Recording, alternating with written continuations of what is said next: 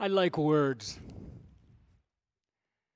And like a reverse card in an Uno game, the little word accept, E-X-C-E-P-T. I'm not saying accept, although I like that word too. I'm saying accept. That little word accept can be a game changer. It makes a difference.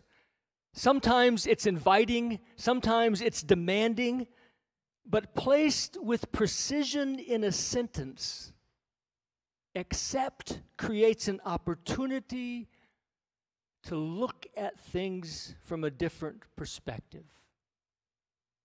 Accept introduces an alternative. Whether it's used as a conjunction or as a preposition, accept is a disruptive powerhouse. It's kind of like a grenade.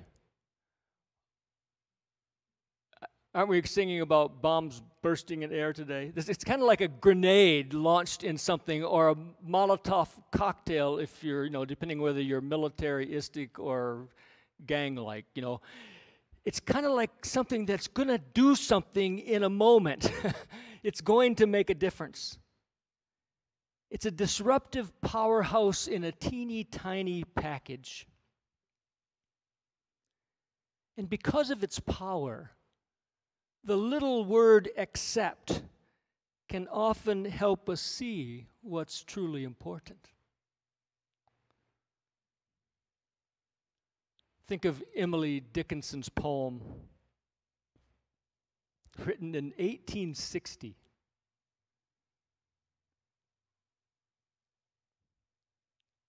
Except to heaven, she is not. Except for angels, lone. Except to some wide wandering bee, a flower superfluous blown. Except for winds, provincial. Except by butterflies, unnoticed as a single dew that on the acre lies. The smallest housewife in the grass, yet take her from the lawn, and somebody has lost the face that made existence home. Whew. Unbelievable. In 1860, almost a proto-feminist, egalitarian poem, seeing the value of a person. Accept.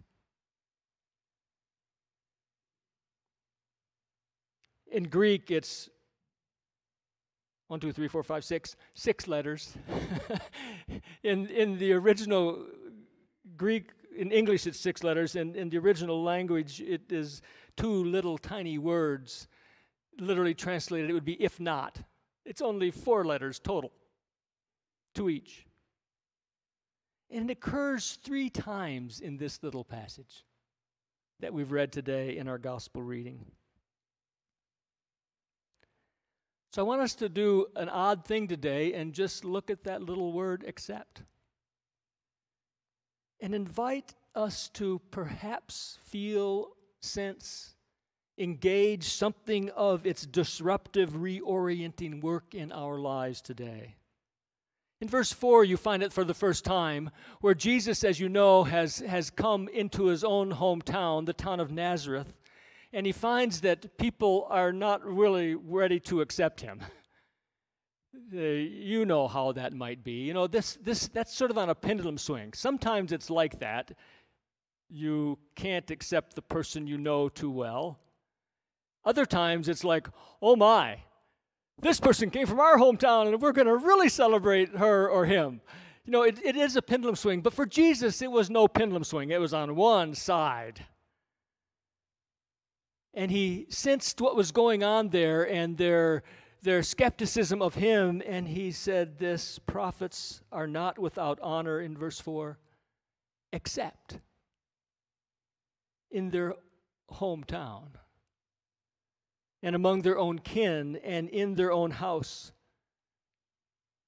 which of course is to recognize the fact that a prophet is usually honored. Everywhere else, the prophet is honored. Everywhere else, there's a recognition that there's something of value here and that this person has something to say and is doing good things. And in fact, in the case of this prophet, helping people touch eternity, except in his hometown and among his own kin and in his own house. Just a few weeks ago, remember, we had the story of Jesus and his mother's brothers and sisters.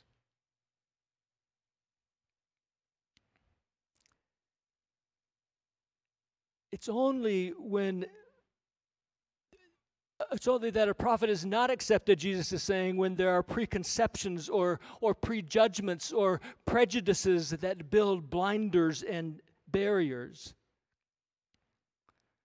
And so at the very least, this first reverse card, this little word accept, at the very least, this occurrence of accept prods us to consider something like this, the hindrance of overfamiliarity and uninformed assumptions. We live with them all the time, don't we? I mean, the world is as I see it, isn't it? I mean, after all, it's crystal clear now. And I can't imagine anybody seeing it in any different way. And yet, they do. And often they see things that I cannot see because of either the smudges or the cultural setting of my own lenses and my preconceptions and my assumptions. How might the story of Jesus been different if his own family and his own townspeople could have seen him for who he truly was? Can you just imagine? Those of you who are writers, write this up someday. What it would have been like. How would the gospel have unfolded differently, perhaps, if they had seen him for who he really was? Of course, we can only speculate. But it throws in for me kind of this grenade-like question. It prods me to ask, who have I put in a box? Whom have I underestimated because of preconceived notions? Whose talents and giftedness have I been unable or unwilling to recognize because of past experience or certain assumptions? Whose flourishing and competence have I failed to honor because either consciously or unconsciously I didn't believe they had it in them?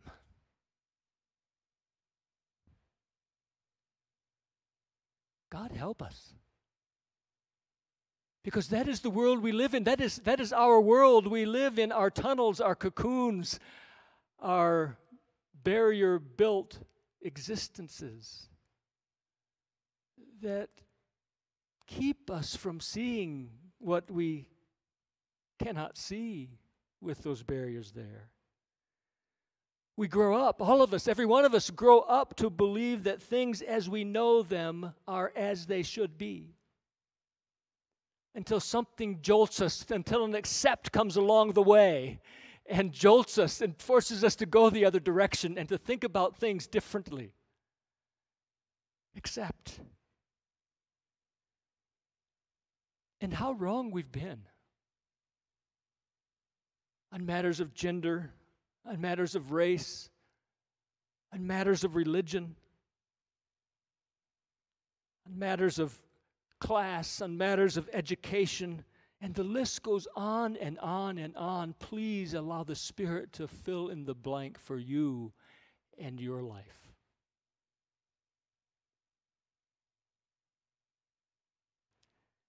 The hindrance of familiarity and uninformed assumptions. Some of you know the work of Rick Giudice, Guidotti, I think it is, who was at the campus of Roberts Whistling College a few years ago. He's a photographer. And he had a quest to help people understand genetic diversity by featuring photos of people with over 50 genetic syndromes. People who just look different. And those beautiful photographs were all around certain walls on the campus. And there's a book.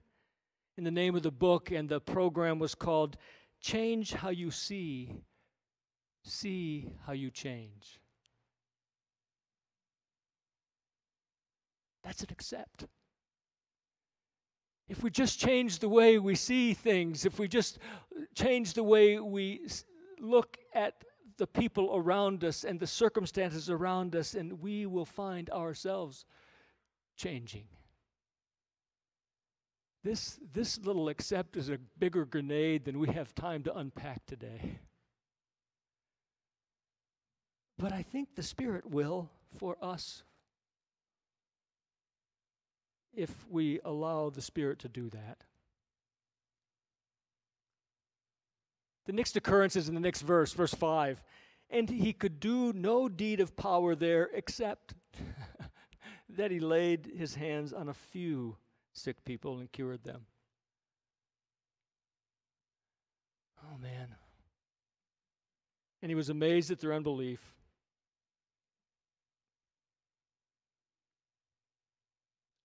I dare not go to what's not on my page of notes, because I'd be on a bunny trail and we'd be past my allotted 18 or 15 minutes.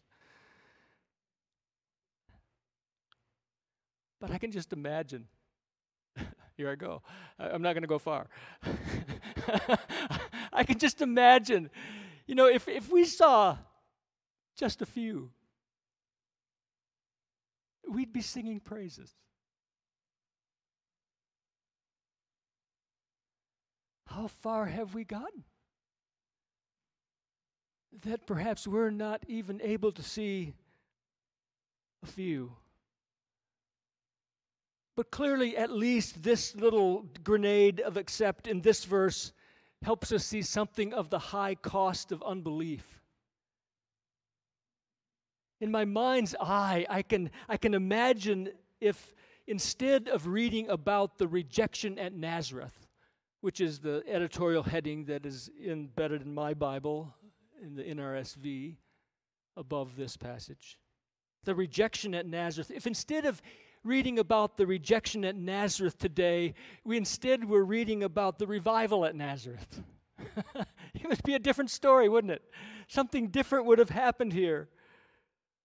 Skepticism exacts a high toll. And the skepticism I'm talking about is different from honest searching doubt. It's different from the man whom I've confessed to you is my hero in the Bible, the father who says in chapter 9, I believe, help my unbelief. That faith mingled with doubt that Jesus looks at and responds as though, well, it were faith. It's not that. But it's the skepticism that because of preconceived notions refuses to believe that something is possible. If you and I have hardwired ourselves to a closed world view that doesn't believe that God is able and willing to intervene in the affairs of creation, then we have shut ourselves off from experiencing the hand of God.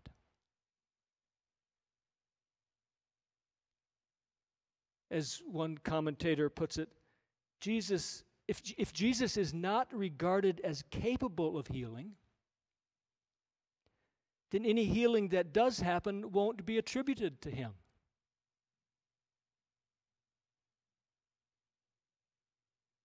There's nothing to see. those of you who are in the academic world in the room today and listening online, listen up. We've been trained to be skeptics. It's good. The scientific method, it forces us to ask the hard questions. And yet, if we make that the mean and mode and core of our lives with regard to the divine, whom you cannot put in a test tube in the scientific lab,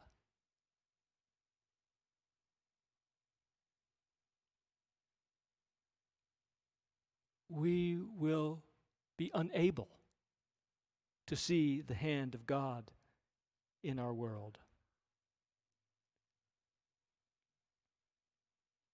And what's more, rejection and unbelief always isolate. Jesus had to leave his hometown.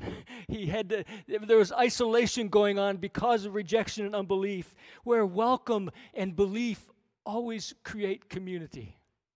One is expansive and the other is narrowing. As Clifton Black says, there are social consequences of belief and unbelief.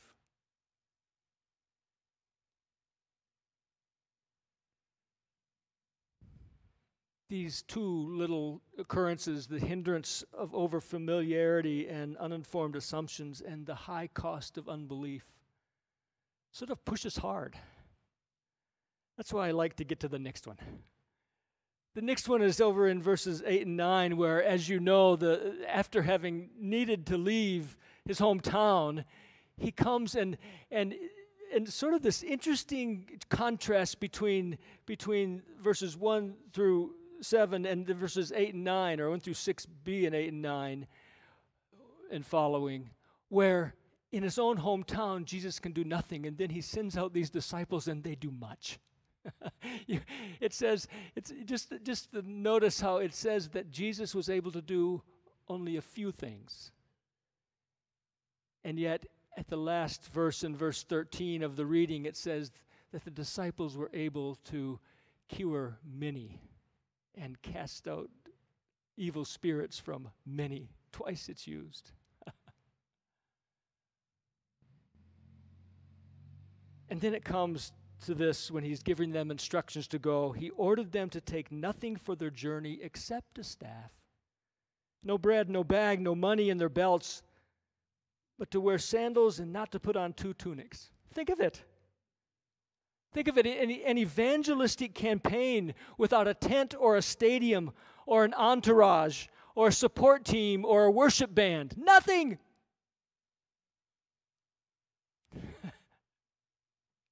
Nothing. Just go.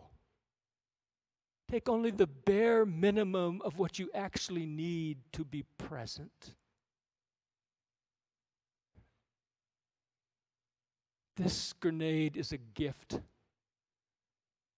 It's about the life-changing power of authentic presence. You see, Jesus' model for ministry, all of us, prioritizes authentic presence over apologetics. It prioritizes genuine witness over debate. It prioritizes heartfelt ministry over manipulation. Nobody's being forced into this. They're just being invited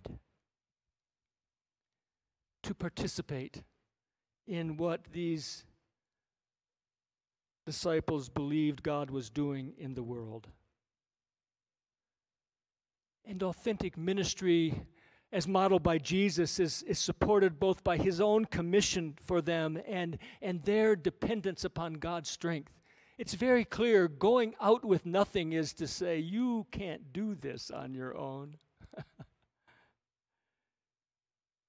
All you have is yourself and your relationship to God, and that is enough. That's what people will be drawn to.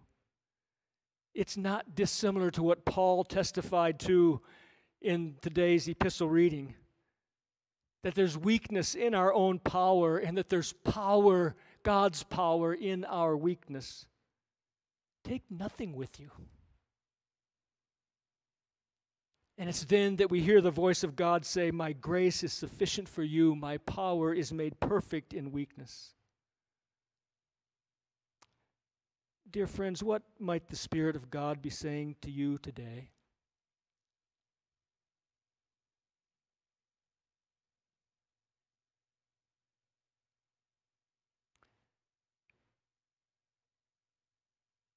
I'm not sure it's bombs bursting in air that the Spirit is calling us to celebrate, so much as it is these little grenades bursting in our hearts. Where do I need to heed the power of accept in my life today? How has overfamiliarity, uninformed assumption, or stereotyping of any sort hindered me from truly seeing or honoring others? Where do I struggle even now to believe? Lord, help my unbelief. In what ways might I be more authentically present to my family, to my coworkers, my friends, to those I see as other, and to myself? Let us take a moment for reflection and prayer.